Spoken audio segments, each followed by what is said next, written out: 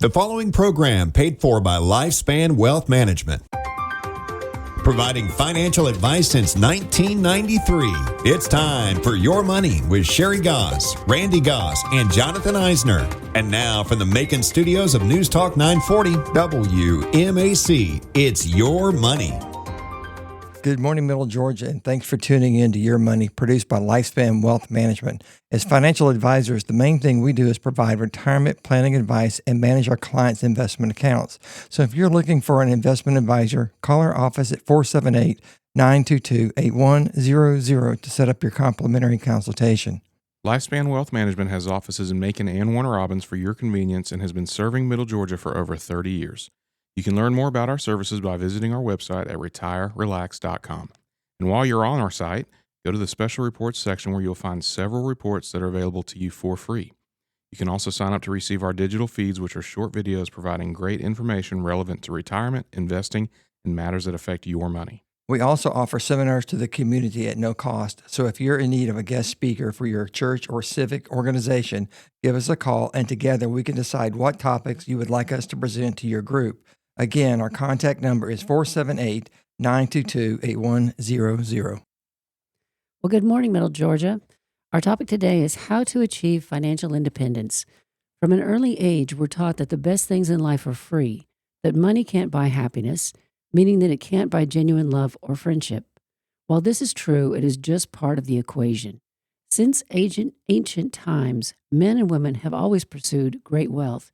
Every day, people go to work to earn money to generate wealth. They struggle for it, they work hard for it, and some have even married into it. Some lucky people were born into it, and unfortunately, many have fought over it, or the security it brings, or the status it confers. Why? Because wealth creates real independence. It liberates you from want, from work that is drudgery, and many would agree that you are not truly free if you are a slave to your job, or you have a mountain of bills and the stress that comes with the worry about how you are going to pay for your rent, car payment, utilities, or even more fundamentally, the next meal. Financial independence can provide a degree of freedom and security and general peace of mind compared to that pile of bills and worry. It allows you to do and be what you want. It enables you to shift paths in your life if needed. I believe most parents care about being good examples for their children, but let me ask you a very direct question. Are you a good financial leader for your children and even your grandchildren? Let me start this conversation by saying that I understand that not everyone is wealthy. Not everyone has a job that pays them more than they need to get by. On the contrary, I know all too well the challenges of not having enough money to buy the things that I needed, much less wanted. At least I was lucky enough to have been born into a house where you never went hungry. Some don't have that luxury. At least we had food and shelter. When I left home and joined the military, I was a two-striper and received a modest paycheck. And anyone who's ever served in the military knows the pay of an E3, and it's low. But at least I had a meal card and a bunk in the dorms, and I really wanted for nothing except for a better understanding of my finances. But at the time, as they say, I did not know what I did not know. And in hindsight, what I wish I had when I left home instead of a suitcase and clothes is a better understanding of how to better manage the little money I did make. I wish I knew how to budget, how to invest, and how to stretch the dollars to make them last longer. Basically, I was financially illiterate, and I can honestly say I wasted a lot of money in those early years on things that just didn't matter. And I imagine I'm not the only one who's done that. Lucky for me, I grew out of that phase in life before it was too late. My wish for you is the same. And I wish also, I would like for you to consider how you help your kids or grandkids become better stewards of their money so that they can realize financial independence sooner rather than later. Especially after you met me. Yeah, you were a money pit, weren't you? Right? So he would take me out to nice restaurants every weekend, and we had a blast. I was working in mental health, and I would leave work and go to my car, and there would be a dozen roses in the front seat. Randy was a good date. Then he proposed to me, and I accepted, and the next day he said, "Since we're getting married, can you help me pay off my credit card?" I thought he had a great income as he drove a new car and had a credit card. Too funny. So yes, I helped him pay off the card. Bait and switch. The rest is history. So Randy and I both started working at the age of 15 as dishwashers in a restaurant, and I think that helped us both become very motivated to move up in the workforce. My parents never talked about money, but I saw how they lived. We ate what we grew, we sewed our own clothes, and didn't spend unless we had to. Extreme frugality, as my dad had lived through the Depression as a kid, and it was brutal. After he passed, I learned that he was a millionaire. He never talked about money. He was never invested in the stock market, only invested in CDs because what he watched happen in the markets as a child. He did, however, make me open a savings account when I got my first job, and I did start a habit of saving money. And he paid for my college tuition, which was $500 a semester. Can you imagine that compared to today? But I had to work and cover the rest. This taught me to save and to budget. I had what I would consider a very good life growing up. My dad's a physician, and though my parents are not flashy people, you guys know my parents. Yep. We always lived in good neighborhoods, went to good schools. My brothers and I were always very well taken care of financially and otherwise.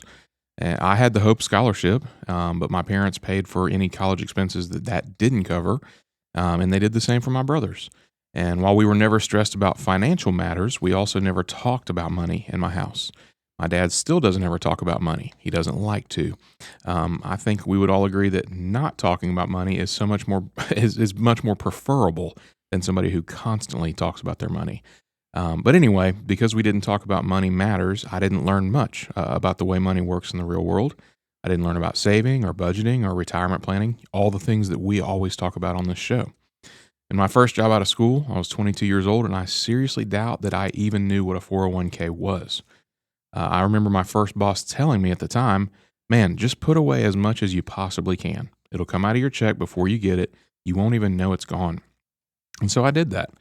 I think I was contributing 15% of my pre-tax salary to that 401k.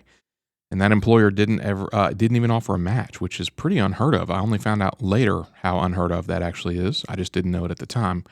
But for almost 6 years at that job, I tucked away 15% of my earnings. And it wasn't long after that I came to work in the financial services business. And that's obviously taught me a whole lot about what I know now in terms of money concepts. Yeah, my mom and dad were great. I learned a lot from them, but they never really took the time to discuss topics like budgeting and investing. Like I said, I wish I was more financially literate when I graduated high school. But what is financial literacy? It simply is the ability to understand and effectively use financial skills, including personal financial management, budgeting, and investing, as well as understanding how to use debt as a tool and not a crutch. When you are financially literate, you have the essential foundations for a smart relationship with money. With this knowledge, you begin a lifelong process, a journey of sorts, of learning and refining the financial aspects of your life. A few weeks ago, we discussed how to set up financial goals that can help guide you on your journey to financial freedom. Financial literacy is critical in this process. The more you understand about money and investing, the better informed you will be and the better choices you will make, which could even open opportunities that you would otherwise overlook. Basically, like everything else in life, education is the key to success, and your finances are no exception. Whether you have made poor choices or financially or good choices throughout your life, you have accumulated knowledge. Sometimes the school of hard knocks is a good teacher, depending on if you learn from those mistakes. If you have children, I don't think there's a better gift than to give your kids a good understanding of how money works and how the decisions they make today can impact tomorrow and a lot more than just tomorrow sometimes. I've talked about this before, but our now 16-year-old works, and he will continue to work. I want to teach my kids the concepts around money that I didn't learn growing up. Right now, he umpires youth baseball and softball games 2 to 3 nights a week, and he's making good money for a teenager doing that. He makes somewhere between $90 and $180 a week. This year, the league where he umps mandated that all umpires dress in appropriate official umpire gear. The cost to buy him one single uniform from the link they sent us, which was shirt, slacks, belt, hat, shoes, etc., was around $200. Well, Katie and I we made the decision to make him pay for half of that. And why would we do that? Because this job is an investment for him. He is called by the league a lot to umpire, probably more than any of his peers. And that's because they trust him to show up when he says he will. Another trait we've tried to instill in him is to do what you say you're going to do. And because he took the dress code that they asked the umpires to abide by seriously. He's making more money than his friends are because he takes the job seriously. And I wanted him to appreciate that spending some of his money allowed him to get the uniform that allowed the league to take him, to trust him more and call him more to his job. So it was an investment for him. He's making more money because of it. Those are good lessons. That's fantastic. I recently met with a couple who wanted their son to go to college as they never had that opportunity. They never made him get a job, and he attended Georgia Southern University and earned a bachelor's degree in management, and it took him 6 years to get it done. The parents went into student loan debt in the amount of $60,000, and the son went into it for $50,000 worth of student loan debt. The parents took out a loan that had an interest rate of over 12%. Based on the math of their situation, I don't see them ever paying this debt off. If you are a parent or a grandparent with kids getting ready to graduate from high school, please look into the free degree programs offered by the Central Georgia Tech College and avoid taking on debt. Right. As parents, we wanted our kids to be financially literate and offered them many opportunities to learn from us throughout their childhood and even into their adult life. Even today, our kids can, if they desire, call us and discuss the pros and cons of any financial decision that they are contemplating. Yes, and they have made some mistakes, and it's hard to watch, but they are learning from them, and they're getting better each year. One of my favorite financial experiments we did when the kids were in grade school was to see how much money we could save on our monthly electricity bill by turning lights off when we left a room. I got out 4 glass jars, put a name on each one, and put 25 pennies in each jar. Every time a family member caught someone leaving a room without turning a light off, they got to take a penny out of that person's jar and add it to theirs. Within 24 hours, those kids were catching us leaving lights on, and they thought that was so fun. There are just lots of ways to look into saving money and to learn about money. The other thing I did was give the kids coupons when they came to the grocery store with me, and I taught them how to see which grocery item was the better deal. It's not always the one with a coupon, and you have to still watch this closely, but it taught them how to do the math of that, which was great. It was great. Having an open door policy with our kids so they can come and ask questions without judgment also helps. Just recently, our son wanted to purchase some land, and he wanted my opinion. And I do really look at this as an honor since I understand his financial situation and risk tolerance. I asked him to give me a few days to think it over. Then Sherry and I met him for dinner, and I started the conversation with, "You may not like my answer," but he said, "That's why I called." He said he did not want to miss the opportunity, but he did not want to bite off more than he could chew. So we discussed the situation, and he realized there were pieces of the puzzle that he was just leaving out of the equation. And this is easy to do when you want something, be it a new house, a new car, or whatever. Or dogs. Yep. They're expensive. Yep. Yes. Knowing how to budget is just part of the equation, and being financially literate is the next level. It is the literacy that enables you to better avoid the potholes in the road that shake the undercarriage of your financial well-being, like your goals and independence. Just like hitting a big pothole in your car, the kind of pothole that shakes everything, and you just know that something expensive is just broken. But did you know that being financially illiterate can lead you into pitfalls, such as being more likely to accumulate unsustainable debt burdens, either through poor financial decisions or the lack of long-term preparation? This in turn can lead to poor credit, bankruptcy, housing foreclosures, and other negative consequences. Let's divert here for a few minutes to understand a key point. A lot of pitfalls we just listed, accumulating unsustainable debt, poor spending habits, failing to prepare for emergencies, can all lead a person to the financial edge. It comes in slow, and the next thing you know, you're drowning in debt. And then, and when you can't make the monthly payments, then your credit score starts to drop. And when your credit score starts to drop, life in general starts getting a little bit more expensive. You need to purchase a replacement vehicle. You'll be faced with higher interest rates. Want to buy a home? Higher interest rates. Need insurance for your vehicle or house? You guessed right, higher interest rates. And guess what? On top of all that heavy news, financially illiterate people are more apt to fall prey to financial fraud. Absolutely. Yeah, I mean, car insurance is one thing, but even life insurance, believe it or not, they will underwrite your credit history and your credit scores, and they will rate you poorly if you have a history of bad credit. Somebody with bad credit this is morbid stuff, but somebody with bad credit is more likely to take their own life. And so they will end up paying more for life insurance premiums than those who have good credit. It's pretty crazy when you think about the effects it can have in that way. Yep. And when this starts to happen, it feels terrible, like there's no reason even to continue to try. And we're here to let you know that this is not the case. Everyone goes through tough times in life. We all have our ups and downs. And until recently, you never saw anyone on social media platforms mentioning that they were up to their eyeballs in debt. No, They continue to show the perfect home, the perfect car, perfect clothing, and so it looked like they have something that you deserve. But you need to remember their goals are not your goals, and you need to lead your own life. And if you have kids or plan to have kids, learn to teach them how to manage their money. The decision on how to proceed from here is up to you. We all have different aspirations in life, and the path to achieve these goals, even if similar, take many different forms.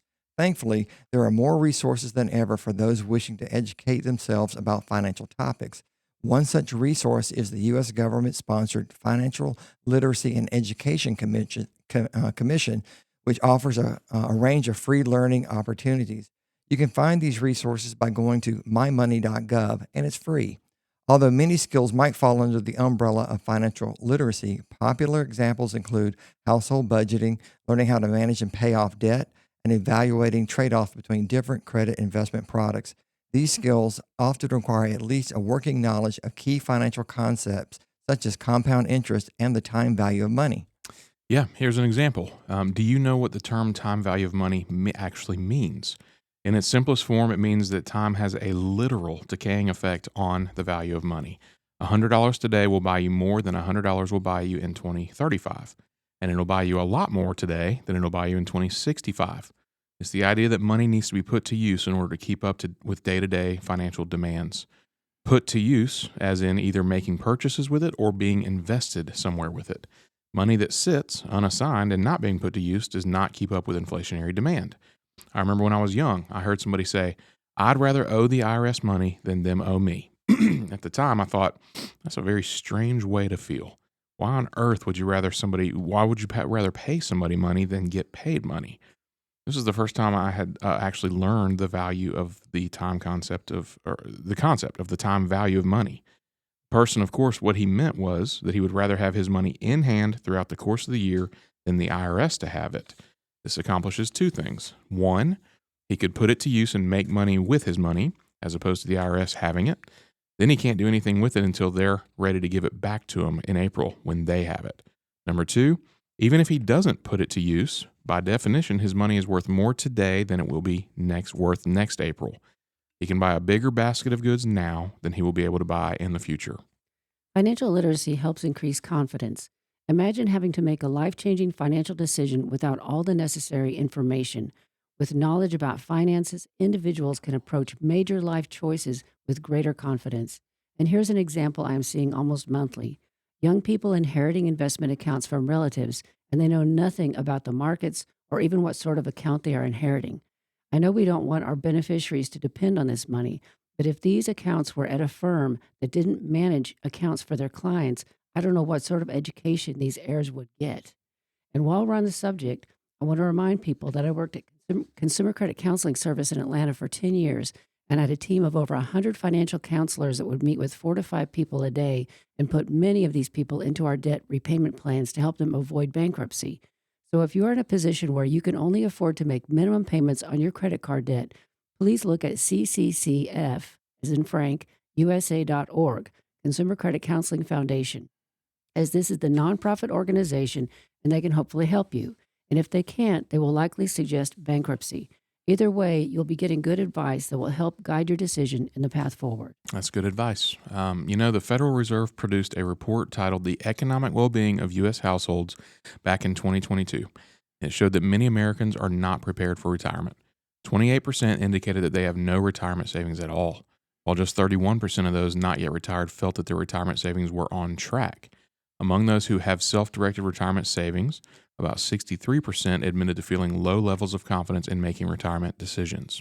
Those people should be very concerned about the status of Social Security being underfunded. It will be all they have to live on when they retire. And a big driver of this was the lack of financial literacy, as Randy has referred to. The report showed that millennials, the largest share of American workforce, were unprepared for a severe financial crisis.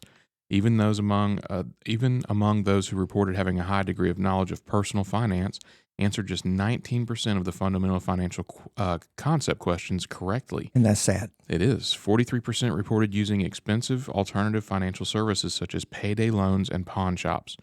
More than half lacked an emergency fund to cover 3 months of expenses, and 37% were unable or unlikely to be able to come up with $2,000 within a month in the event of an emergency. Millennials also carry large amounts of student loans and mortgage debt. In fact, 44% of them said they have too much debt. And many can't qualify for a mortgage, so they are stuck paying high rental rates.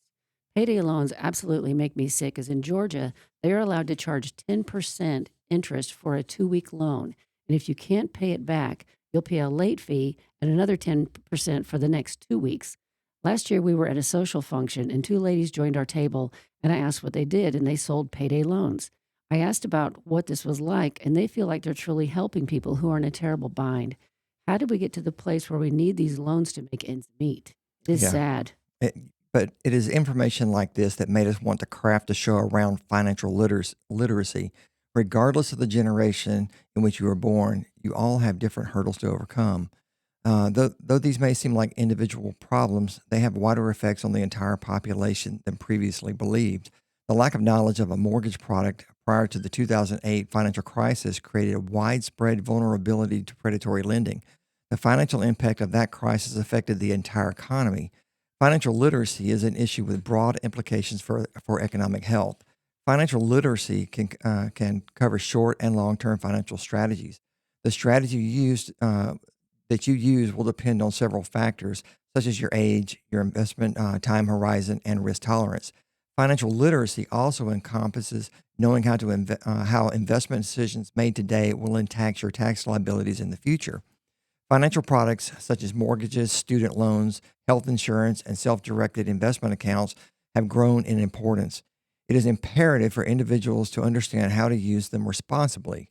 It is also important to know which investment vehicles are best to use when savings, whether for a financial goal like buying a house or for retirement. But let's not get the cart before the horse. Let's hit a few basics first. Yep, budgeting.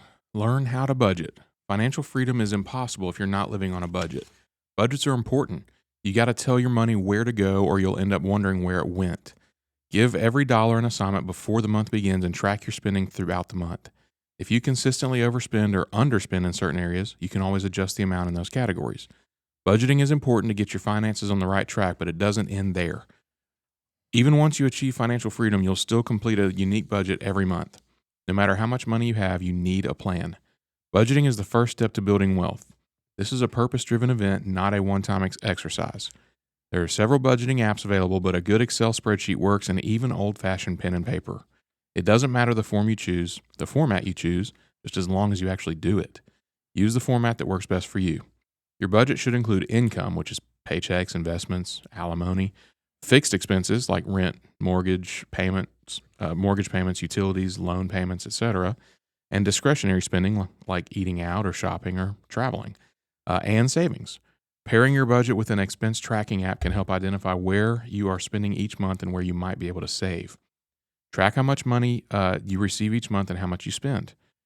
You can also go to our website, retirerelax.com, and click on the Can I Afford to Retire special report and print off the spending tracker. Put this page on a counter where you'll see it every day and write down every penny you spend that day. No matter how small, write it down. I know this sounds like ancient advice to people, but physically writing down what you spend every day registers with your brain and makes you more aware of every spending decision you make. I know we've talked about this before, but it can be literally life-changing, as swiping a debit or credit card does not register as spending in your head, especially if it is an impulse purchase. The first time I tracked our spending, about 2 weeks into it, I was in the grocery store and I had a list and I had coupons. And somehow I ended up in the potato chip aisle and caught myself reaching for a bag of Doritos. My brain literally told me, that is not on the list, put it back. That is how effective this can be in helping you change your behavior. And I've read this only happens if you physically write down what you spend every day. I agree. Next, you should set some financial goals. If you are a younger individual, retirement may seem years away, and it is. Yet, it is one of the biggest goals to begin saving for. That's because the earlier you start, the longer your investments will have to compound and the more money you will end up with. An employer-sponsored retirement account, such as a 401k, can help. And I'm seeing more and more young people who are investing in the Roth 401k than ever. The benefit of a Roth account is that you pay the taxes on the contribution, but in retirement, this money comes out tax-free. This wasn't an option when we just got started out, so all of our retirement money is taxable. Could we convert it to a Roth? Yes, but the taxes would be huge. So we Yep. are leaving it alone. Right. But we would even suggest adding another amount to the 401k if allowed, or by opening up an individual brokerage account and adding money there when able to bolster your nest egg. And this account would be a great account to add cash to, and then wait for stocks that you want to invest in to pull back, and then make the purchase price even more attractive. But please, before you do that, make sure you have adequate emergency savings for car and home repairs and medical I expenses. agree. Everybody dreams about achieving financial freedom, and it is a great dream. But a dream without a goal is just a wish. Socrates wrote, "Be as you wish to seem." So instead of pretending like you have no financial issues, work to get to a place where you don't have financial issues. So let's set some goals like getting out of debt or saving up for retirement, getting a better education so you can get a better paying job. Goals are important. So your journey to on your journey to financial freedom, they give you something to work towards. Yeah, and goals need a few things to really work. First, they need to be very specific, such as I will pay off all my credit card debt and stop using my credit cards for items that are wants versus needs. Next, it needs to be measurable, something like this. If you owe $5,000 on your credit card, you could alter the first statement to say, I will pay off the $5,000 balance on my credit cards and stop using my credit card for items that are wants and not needs. You need to give yourself a deadline and make it achievable. You can't say that you'll pay off the $5,000 on a credit card in 6 months when your budget won't allow it to be paid back in 6 months. Make sure the goals you set are your goals. Don't get caught up in the latest social media craze that puts too much pressure on you or diverts you unnecessarily down a path that you really don't need or really want to take. Lastly, put your goals in writing. Post the goals on the refrigerator door, bathroom mirror, or any place that you can see them as a reminder. Be open with your spouse about your goals. This is very important. Make sure you're on the same page about the end goal. Otherwise, you may be treading uphill a lot longer than you would like to. You might even share your goals with friends so they can help you on your path to financial independence. Accountability on these kinds of things is usually more beneficial than not. You've been listening to Your Money, produced by Lifespan Wealth Management with your hosts, Sherry Goss, Randy Goss, and me, Jonathan Eisner. If you'd like to contribute to the show, you can email Randy at rfmoney.com with a question or topic that you'd like us to cover in a future broadcast. Our number is 478-922-8100. We have offices in Macon and Warner Robins for your convenience. And you can find out more about us by visiting our website, retirerelax.com. Lifespan Wealth Management has been serving the Middle Georgia area for over 30 years, helping people like you achieve their investment and retirement goals. And if you're in need of a financial advisor, please contact our office at 478-922-8100. We also offer seminars to the community at no cost. So if you are in need of a guest speaker for your church or civic organization, give us a call and together we can decide what topics you would like us to present to your group. Again, our contact number is 478-922-8100. Now back to the show. Something we did in our early years, and I talk about this a lot, is that we tracked every penny we spent and cut out any waste. This freed up cash to help us become debt-free. In 1990, we bought our first fixer-upper house, paid for repairs that we did ourselves, and sold it with a profit of $45,000 after owning it and working on it for 2 years. That was life-changing. Just a side note, we didn't spend money on anything that was not necessary, and that created some habits that we still have today. We made iced tea in a big glass jar, ate inexpensive food we got at the grocery store, and drove old cars. I purchased my work clothes at a consignment shop. I tried cutting the kids' hair to save money, but that didn't work out so good. Preston demanded a professional. Yes. Next is check your credit score. Go to annualrecreditreport.com and you can see all 3 of your credit reports from that site. Use the tools available in the credit score system to get advice on how to improve your score. And did you know that having a balance on a credit card does not help your credit score? You can pay off your credit card balances monthly and pay no interest, and that will improve your score. As we mentioned earlier, a credit score can either hurt or help you financially. So you need to look at it and understand what you can do to improve it. You need to know the reporting date on each of your credit cards. This is a date that the balances on your cards are reported to the credit bureaus. You want to pay the card off before that date. Here's another reason to regularly look at the score. We were out shopping one day, and at the checkout counter, we're offered a credit card that would reduce our overall purchase by 20%, which was a lot of money. We agreed, which we don't normally do, and the cashier entered our information into their system and said that we would have the card within a week. Months go by, and I just assumed that Randy had received the card in the mail and paid off the balance as he handles the bills. I was going to talk about credit scores on the next radio show we were doing, so I checked my score and it had dropped from 850 to 650, and I about had a stroke. I went to annualcreditreport.com and saw that I was 90 days late on paying off the balance on that new card. I called the company and learned that the cashier typed our address in incorrectly, so we never got the bill.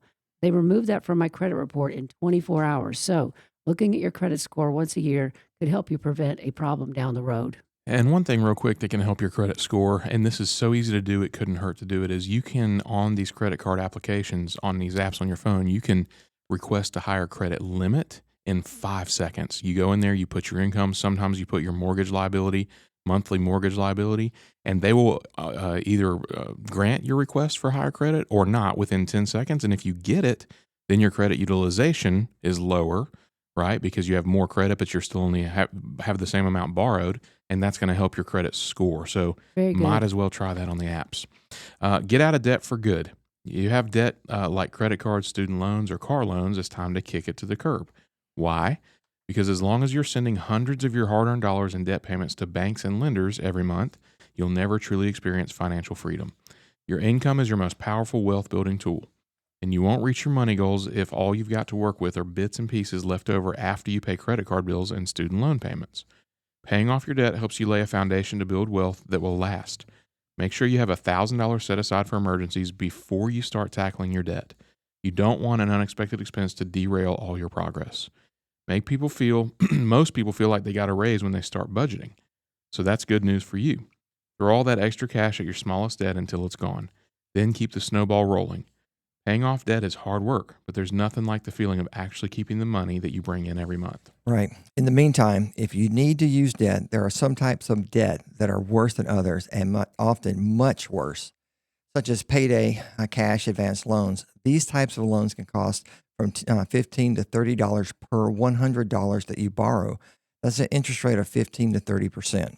Entitled loans, similar to payday loans, but this type of loan might charge a monthly fee of 25%, which translates into an annual percentage rate of 300%, plus any additional fees. So if you took out a title loan for $1,500, you have 30 days to pay it and are charged a finance fee of 25%. You have to pay an additional $375 to borrow $1,500. This excludes any additional fees like late or rollover fees. Also, if you fall behind on the title loan, you run the risk of ultimately having your car repossessed. I personally think those rates should be illegal. Yeah, the 300 is criminal. All right, paying off debt and credit scores. Credit scores are based on several factors. In the case, the most widely used one, the FICO score, your credit utilization ratio, which is the amount of credit you are currently using compared to how much credit you have available, accounts for a significant portion of your score. So, for example, someone whose credit cards are all maxed out is likely to have a considerably lower score than someone whose credit cards have been paid off or at least paid down to a more reasonable level. Paying off debt, particularly if you have a lot of it, can be a smart move for that reason alone. As with investing, psychology comes into play here too. If you're losing sleep over your debts, then you could be better off by repaying them, even if you might get a better return on your money by investing. There is a case for doing both. Paying down debt versus investing doesn't have to be an either-or decision. You can and sometimes should do both. For example, if you don't already have an emergency fund, you might want to use some of your money to create one while using the rest to pay down debt. A good place to keep your emergency fund is a low-risk and highly liquid, that is easy and quickly accessible investment, such as a money market mutual fund. If you're deciding to use your spare cash to pay off your debts, then the next question is how to go about it. Generally speaking, you'll get out of debt faster if you start by paying off your debt with the highest interest rate first and working your way down from there. For example, if you have balances on 2 credit cards, one that's charging you 20% and the other one that's charging 15%, tackle the 20% balance first. In the case of credit card debt, you may also have another option. Transfer your balances to a card with a lower interest rate, then pay them off. Some balance transfer credit cards offer promotional periods of 6 to 18 months when they charge 0%, which can help you pay your balance down faster, since you won't be incurring additional interest. It's a good idea. Just make sure you can pay it off in that time frame, Yes. and as you do now, the interest can be added for the entire time frame that you've had the card if you don't pay the entire balance off, which is terrible. And I think that's what they're hoping for. I think so too. Still, another option is debt consolidation loan from a bank or another lender. Now you just have one debt to worry about, ideally with a lower interest rate than your prior debts. You can then use your extra money to begin paying off that loan. If your spare cash won't begin to make a dent in your debt, then you may need to consider some more drastic measures. First, if you're having trouble even making the minimum monthly payments on your credit cards or other loans, contact your lender. It may be they may be willing to reduce your minimum payment or the interest rate on the debt. There are a few strategies to pay down your debt. You should start with tackling your highest interest debt first, as we've already mentioned. Leaving higher interest debt unpaid only exacerbates your debt problem. It's important to have a budget to understand how your money is spent. After creating an emergency fund and covering your basic expenses, save additional money and use it toward paying down debt. This can include a bonus at work or a tax refund. Look into speaking with your creditors about better payment plans or lowering the rate. You can also seek to consolidate your data to make it easier to manage. Not all debt is bad. Buying a home, for example, usually involves a mortgage, which is a form of debt, but it also helps you build equity through the home ownership. Additionally, the interest rates are generally manageable. You should always avoid high interest rate debt, such as credit cards or payday loans, which are difficult to pay off every month. Due to their high interest rates, your debt can spiral out of control and may be difficult to take control of. Having some extra cash is a good situation to be in. Whether to invest that money or use it to pay down your debts is a decision that only you can make. But either use is better than simply spending it. Whichever course you take, you'll be in a better financial situation than you were before. Yep, and either goal is a worthy goal. And here's how to decide. People who find themselves with extra cash can face a dilemma. Should they use the money to pay off or at least substantially pay down that pile of debt they've accumulated? Or is it more advantageous to put the money to work in investments that will grow for the future? Either choice can make sense depending on the circumstances. Investing is a way to set money aside for the future, ideally an investment vehicle such as stocks, bonds, or mutual funds that will grow in value over time. Debt, on the other hand, represents money that you've already spent and that a lender is charging you interest on. Left unpaid, that debt will grow and grow, with interest charges adding to your balance and incurring interest charges of their own. As a general rule, if you can earn more interest on your money by investing it than your debt are costing you, then it makes sense to invest. For example, if you have a mortgage with an interest rate of 5% and the stock market index fund is returning 10% per year, you'll come out ahead by investing your extra cash in the index fund. On the other hand, if you have a credit card debt at a 20% or higher interest rate, you'd be better off putting your extra cash toward paying off that debt rather than investing in the index fund. Unfortunately, it isn't always that straightforward. Investments can be volatile. That index fund might be up 10% this year, but down 10% next year. While there are investments that pay a guaranteed interest rate, such as bank certificates of deposit or CDs and U.S. Treasury bills, they tend to have low rates of return that rarely exceed the interest rates charged by credit card companies and other lenders. There are several good arguments for choosing to pay down debt rather than investing. The first, as mentioned above, is that you might come out ahead if your debt carries a relatively high interest rate. That's especially true with credit card debt. The average interest rate on credit cards tracked in Investopedia's credit card database was 24.2% as of March of 2025. Few investments can match that rate of return. The thought of paying that much interest makes me sick. For sure. Another solid reason to pay down debt involves your credit score, which we've talked about. It's very important if you want to borrow money in the future. Having a low credit score can mean paying higher interest rates, and that is if you can even get a loan at all. Your credit score can even affect other aspects of your life, such as the premiums you'll pay for insurance, like we mentioned, whether a landlord will rent to you, and even whether an employer will hire you. If you're a student, be wary of private loans as they are generally less flexible than federal student loans. All right, and then there's tax refund anticipation loans. This is a loan you can take out when you anticipate a tax refund from the Internal Revenue Service. In contrast with payday and title loans, these loans usually do not have an interest rate. Once you get your refund, the amount you borrowed is deducted from it. While there is no interest, there are usually fees that make up for it. According to the Consumer Finance Protection Bureau, these fees typically range from $30 to $50, not taking into account any additional fees from either the tax preparer or your bank. The problem with these loans is that the refund is an estimate. You really do not know how much you will get. If the preparer included deductions that are not allowed by the IRS will downwardly adjust your return or possibly flag it for an audit. If you have tax liens, unpaid child alimony or support, or taxes owed from the previous year, the IRS deducts that from your refund. As a result, you are in danger of getting potentially a much smaller refund than what you had planned, or potentially having so much deducted from the refund that you have no refund at all. Therefore, if you take out a tax refund anticipation loan and the refund is lower than expected, you may find yourself unable to repay the loan. These are but three of the types of loans that people fall prey to, and I encourage you to simply Google types of debt to avoid to get a better understanding of this important topic. Yeah, we're not saying debt, or we're not saying it's bad to have or want nice things, but you don't want your stuff to own you. We've talked about on the show a number of times the number of storage units and storage sheds in the United States. The U.S. has 80% of the world's storage units. Basically, we just buy too much stuff. Our stuff owns us. When you buy that luxury car, that oversized house with money you don't really have, and then you find yourself struggling financially, ask yourself why. What you are doing is perpetuating the cycle of debt and overspending. That's not a recipe for financial freedom. If your goal is financial freedom, you need a fully funded emergency fund. It acts like a buffer between you and the unexpected life events that happen. And believe us, emergencies happen to all of us. The difference is the impact the event has.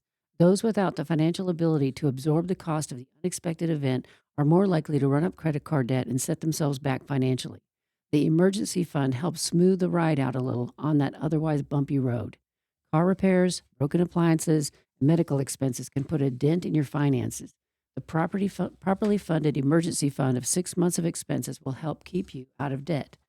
Okay, let's say you have trouble saving for your emergency fund. Here's an option for you to try. It's called the 52-week challenge, and it's pretty simple. You start with $1 in week number 1, and each week you add $1 additional to what you're required to add. So week 2, you're required to add $2 to the emergency fund. Week number 10, you're required to add $10 for that week, and you do that every week throughout the next 52 weeks. The most you will ever have to add at any one time is $52, and at the end of the 52nd week, you'll have added $1,378 to the emergency fund. Plan for big purchases. Appliances, cars, and homes are not cheap, and if you can put a considerable chunk of money down on these, it can reduce the monthly payments. Once your budget is in place and the emergency fund is properly funded, you should start thinking long-term about the big purchases you might want or need to make. Planning ahead can prevent you from having to finance the purchase and pay interest. Find a savings account that works hard for you. High-yield savings accounts are FDI insured and pay considerably more interest than a traditional savings account, sometimes even 12 to 10 times higher. The national average for a traditional savings account is 0.46%, and a high-yield savings account are currently paying between about 3.7% and 4.25%, so considerably higher. For instance, if you're holding $5,000 in a conventional savings account and it's paying the national average of 0.46%, you'll earn $23 for that year. If you instead put that same $5,000 in an account earning 4.25%, you would earn $212 in interest, a significant difference. Yes, it is. And once you have your goals in place, your debt paid off, your emergency fund in place, and the savings account set, you can start investing and letting the rest of your money begin to work for you too. So let's talk about beginning to invest. If you're employed with a firm that offers a retirement program like a 401k or a 403b, you can add money to your retirement plan. And most companies offer a matching contribution to up to a certain percentage. Often you will hear 3%, but we have heard of one recently, which is an outlier of 10%.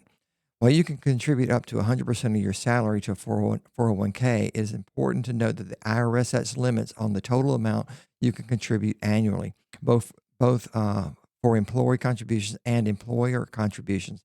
For 2025, the annual employee contribution is $23,500 for those under 50 and $31,000 for those over 50.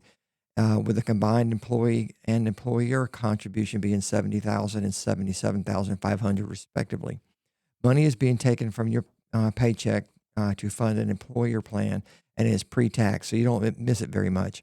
And here's a great statistics. According to the National Study of Millionaires, 8 out of 10 millionaires invested in their company's 401k, and that single fact played a key role in their financial success.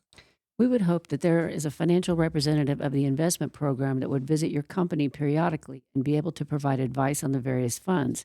If not, call the company and set up a phone appointment. Get some professional guidance based on your income, your time horizon to retirement, and what you can afford to invest. Often we hear stories where people have been invested in very conservative bonds or the G Fund and the Thrift Savings Plan on base because a friend told them that was the best option, and they never questioned it for 30 years and had very little growth in their accounts. Yep. Be smart about your career choice. It's never too late to make a change. As we said before, your biggest wealth building tool is your income. So when it comes to choosing a career, there's a lot at stake. Don't stay stuck at a dead-end job, especially if it makes you miserable. Find a job you enjoy that also supports your goals and financial security so you can enjoy the journey. So what should you look for? Here are a few things to keep in mind. 1, where do you want to be in 10 years? Start with the end in mind. Does this job make sense for your overall goals? 2, is there income earnings potential? Even if you're not making your dream salary from the start, make sure there's an opportunity for your income to increase as your value to the company increases.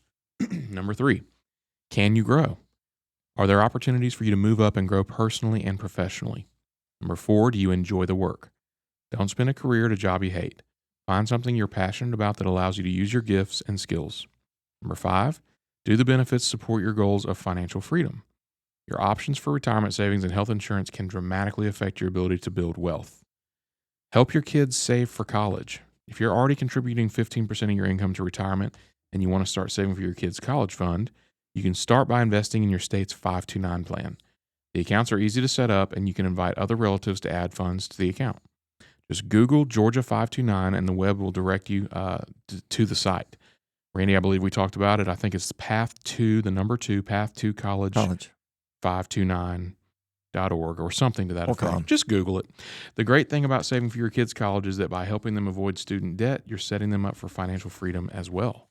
As an added bonus, Georgia allows for a state income tax deduction of up to the first $8,000 contributed to a Georgia 529 plan, and that's actually per beneficiary. Which is great.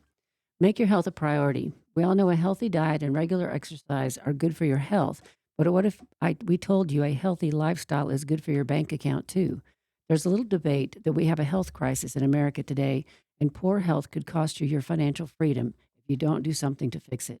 That's because more health problems mean more doctor visits and more medical bills, and that leads to higher insurance premiums. The annual cost of treating a certain disease caused by poor diet is about $300 a person or $50 billion nationally. And about 1 in 10 adults in the U.S. now owe some kind of medical debt. That's 23 million Americans with medical debt totaling close to $200 billion. When you take care of your physical, mental, and spiritual health, you're also taking care of your financial health as well. In fact, another study found that if U.S. adults followed a healthy diet, reductions in heart disease, cancer, type 2 diabetes, and Alzheimer's disease could lead to $88.2 billion in cost savings. That's staggering. You know, the idea of actively making decisions about your money and your investments may feel overwhelming. It feels that way. If it feels that way to you, you're not alone. Listen, you worked hard to lay the right foundations, so don't leave your financial future up to chance. You need the expertise of a financial advisor to help you navigate your investment options and brave the up and downs of the stock market. A financial advisor can help you make decisions about your investment strategy, rebalance your portfolio so you minimize your risk as you get closer to retirement. They can help you create a realistic plan for financial independence that looks like you. Know what investment options you have beyond retirement accounts and can help you set up withdrawal plans for your specific situation. You can also be generous with others. Financial freedom is about more than just being able to cover unexpected expenses when they occur. The fun really starts when you realize you can meet the needs of others. Imagine blessing a struggling family by paying for their car repair. It's not just about you anymore. It's about leaving a legacy. And the best part is you don't have to wait until you reach financial freedom to be generous. We always say to start your budget with a line item for giving, even if you're focused on paying off debt or building your emergency fund. At that stage, your giving might look like tithes to a local church or charity, but once you've reached that financial freedom, that's when you can really go wild with your generosity. And if you want to donate to a nonprofit, consider visiting the Community Foundation of Central Georgia in Macon. You can choose a cause that is important to you, make them the beneficiary of your investment account, and they will professionally invest your money and drip it to the organization at a rate of 4% per year. The funds can grow over time and are actively managed and could help fund that cause for generations.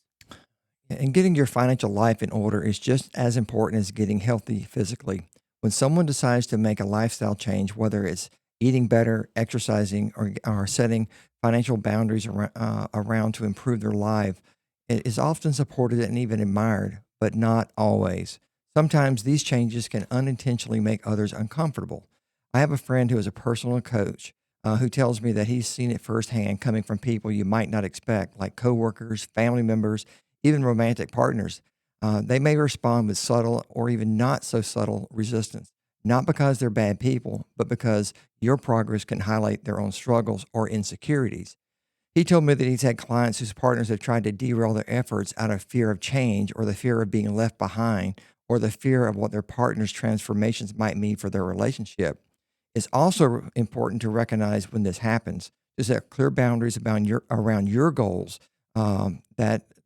That resistance is often a reflection of someone else's inner conflict and is not your responsibility to fix. And here's a powerful part. If you stay consistent, focused on your compassionate, you might just inspire them to start their own journey. And as I said at the beginning of this broadcast, our goals may be the same, but our paths may take different routes to the same destination. And we're talking about your money, your investments, and your savings. Please understand that you and your situation is unique to you. Your friends may have similar situations, such as heavy debt or not enough income, or any number of obstacles that seem to thwart your efforts at getting ahead. And at times, it feels like one step forward and two or three steps back. But we are here to tell you that there is a better way, and it starts with changes at the very basic level, spending less than you make. That means that you must make a conscious choice to change your spending habits. It is really simple, really simple math. Either you have to make more or you have to spend less. In our business, we see both sides of the equation. We see the young and the old, the poor and the wealthy, and believe it or not, age has very little to do with wealth. Yes, age in some cases enables people to accumulate more assets, but sometimes it has to do with someone's mindset. There are just those who refuse to overextend themselves. They take the concepts we've described in the last 50 minutes to heart and understand the advantages of not taking on too much debt, and they spend time reading and understanding basic key principles that enable them to be more financially literate. In a perfect world, and in my utopian vision, everyone who's listening who struggles with their finances would stop and do what we suggest. Create a working budget, establish an emergency fund, cut up the credit cards, work with your kids and grandkids to better educate them on being financially literate, open a high-yield savings account, find an investment advisor to work with, and if you're not sure where to start, you can start with us. Call us 478-922-8100. You would meet with Sherry or myself, or both, and we can help you. We can help talk through this type of planning with you. Just remember, the financial changes you make in your life can remove the shackles that bind you to a substandard existence. It's not difficult. It just takes a shift in your mind and a little commitment from you. Thanks for listening to Your Money, produced by Lifespan Wealth Management. As financial advisors, the main thing we do is provide retirement planning advice and manage our clients' investment accounts. If you're looking for an investment advisor, call our office at 478-922-8100 to set up your complimentary consultation. You can learn more about our services by visiting our website at retirerelax.com. And if you'd like to contribute to the show, you can email me, randy@rfmoney.com, with a question or a topic that you would like for us to cover in a future broadcast. And we look forward to connecting with you next week. Have a great weekend, everyone.